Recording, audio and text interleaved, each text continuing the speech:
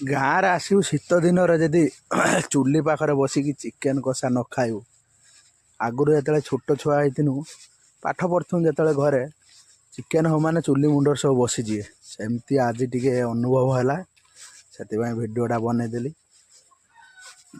ଦେଶୀ ଚିକେନକୁ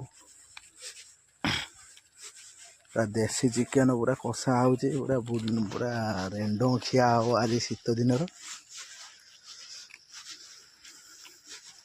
ଦେଖା ହେଉଛି କେମିତି